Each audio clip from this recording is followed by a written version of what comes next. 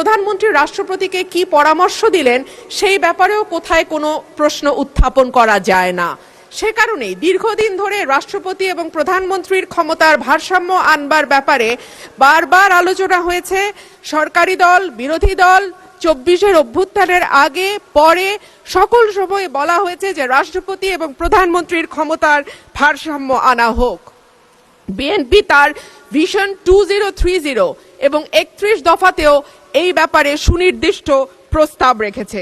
মাননীয় স্পিকার, সে কারণেই সঙ্গতভাবে আমাদের একটা এক্সপেকটেশন ছিল যে এইবার রাষ্ট্রপতি মন্ত্রিপরিষদ কর্তৃক অনুমোদিত ভাষণের বাইরে গিয়ে তার নিজের মতন করে ভাষণ দিতে পারবেন, কিন্তু আমরা দেখলাম এইবারও রাষ্ট্রপতির ভাষণ মন্ত্রিপরিষদ কর্তৃক অনুমোদিত একটি ভাষণ তাকে দিতে হলো।